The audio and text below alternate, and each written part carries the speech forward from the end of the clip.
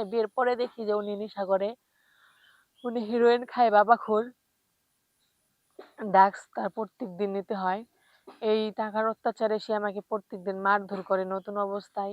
মারধর করতে, করতে এই অত্যাচারের কারণে আমি ঢাকায় চলে আসছিলাম। আসসালামু আলাইকুম গাইস, আপনাদেরকে আমি আবার কিছু কথা বলছি। আমার জীবনের কিছু কাহিনীগুলো আপনাদেরকে বলবো। আশা করি আমার কাহিনীগুলো আপনারা শুনবেন। আমার জীবনের কিছু গল্প আমি আপনাদেরকে শেয়ার করছি, কারণ আমি এখন অনেক বিপদে পড়েছি। আমার একজন স্বামী চাই। এই স্বামীর কমপ্লেন আমি আপনাদেরকে বলে দিচ্ছি। আর কেমন স্বামীটা লাগবে এটা আমি আপনাদেরকে সবকিছুই বলবো। এর আগে আমি আমার সবকিছুই বলে দেব, কিন্তু তার আগে আমি একটু সময় আপনাদের কাছ থেকে চেয়ে নিচ্ছি। এই কিছুক্ষণ আপনারা আমার সাথে থাকবেন, আমার ভিডিওটি আশা করি দেখবেন। আমার নাম হচ্ছে রূপা আক্তার। আমি যশোরে থাকি। আমার গ্রামের বাড়ি হচ্ছে জামালপুর। আমি বাসা থেকে পালিয়ে এসেছি যশোরে, আমার স্বামীর বাড়ি ছিল। আর এখন বর্তমানে থাকছি আমি ঢাকায়।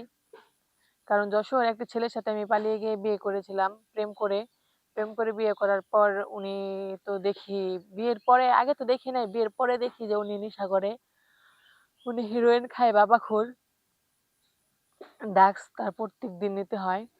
এই টাকার অত্যাচারে সে আমাকে প্রত্যেকদিন মারধর করে নতুন অবস্থায়।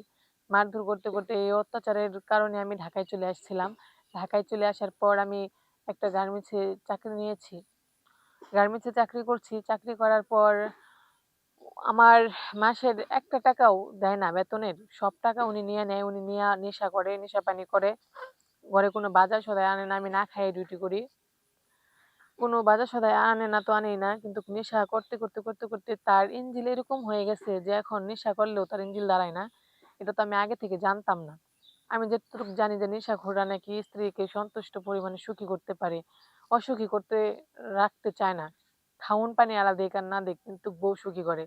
কিন্তু আমার স্বামী এতটুকু নেশাখোর হয়ে গেছিল যে তার বউয়ের কাছেও আসা সে বেশিক্ষণ থাকতে পারতো না। আর সবচেয়ে বড় কথা, তার লেঙ্গুটা অনেক ছোট ছিল, নেশা করলেও বড় ছিল না। যাক, ওইসব কথা বাদ দেই, যেটা কাজের কথা সেটাই বলি। এখন উনি আমাকে প্রত্যেকদিন এরকম অত্যাচার করতো। তারপরে আমি এক কাজ করলাম, উনার অত্যাচারের বিনিময়ে আমি আর সহ্য করতে পারছিলাম না। মানে উনার প্যারাটা আমি আর নিতেই পারছিলাম না। তার অত্যাচার এতটুকু বেড়ে গেছিল যে সে আমার সাথে একটা কথা বললেও গায়ে হাত তোলা ছাড়া কোনো কথাবার্তা বলতো না। এই সবকিছু করার পর আমি ডিসিশন নিয়েছি ওকে ডিভোর্স দিয়ে দেবো। কারণ ডিভোর্স দিলে হয়তো আমার জীবনে কিছু হলেও একটু ভালো হবে। তারপর আমি ওনাকে ডিভোর্স দিয়ে দিয়েছি। এখন যদি আপনারা কোনো ভালো লোক থেকে থাকেন আমাকে বিয়ে করার মতো, কারণ আমি একজন ডিভোর্সি মেয়ে। আমি আপনাদেরকে আগেই বলেছি যে আমি একজন ডিভোর্সি মেয়ে, আমার ডিভোর্স হয়ে গেছে। তাই আমি আপনাদের কাছে এই কথাগুলো বলছি।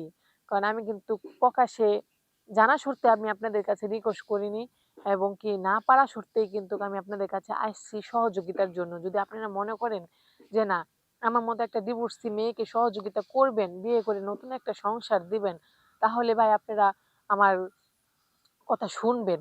আর যদি মনে করেন যে না, আমার কথা আপনাদের কাছে ফাউল মনে হচ্ছে, মিথ্যে মনে হচ্ছে, লট মনে হচ্ছে, তাহলে আমার কথা আপনার শোনার কোনো প্রয়োজন নাই। উপরের দিকে ধাক্কা দিয়ে দেন। আমি এখন ওরকম একটা ছেলে চাচ্ছি, যে ছেলে আমাকে একটা নতুন সংসার দিয়ে সাজিয়ে রাখবে পুতুলের মতো। আমি তার সারা জীবন তার বুকে মাথা রেখে ঘুমোতে চাচ্ছি। নেশাখোর না, সারাদিনে একবার ভাত দিক, তারপরেও সাইজে সুজে বড় হোক, ভালোবাসা দিক, আদর্শ দিক, যা কিছু আমার আছে সবকিছু উনি নিক, উনার যা কিছু আছে আমাকে দিক। আমি এটাই চাচ্ছিলাম, এর চেয়ে বেশি কিছুই না। আমার মতো যদি এরকম কোনো ছেলে আমাকে পছন্দ করে থাকেন, আমার এই ভিডিও দেখে যদি আপনাদের যদি পছন্দ হয়ে থাকে আমাকে, তাহলে নিশ্চয়ই আমাকে ৩ বার ক্লিক করবেন, কপি লিংক করবেন। ওইটার ভিতরে আপনি আমার নাম্বার পেয়ে যাবেন। আপনি আমার সাথে ইমো নাম্বার বা হোয়াটসঅ্যাপেও যোগাযোগ করতে পারবেন। আমি আপনাদের কাছেই আছি। দেখছেন আমার চোখগুলো কত সুন্দর ছিল, এখন কিন্তু একটু ডিসকালার হয়ে যাচ্ছে। এখন আমি এতটুকু অত্যাচারিত ছিলাম যাতে আমার সবকিছুই নষ্ট হয়ে যাচ্ছে। কিন্তু কারণ চলে যতটুকু আছে অতটুকু আপনাদের যে কারো জন্য আমি কিন্তু রেখে দিয়েছি। আশা করি অতটুকু আপনারা পাবেন।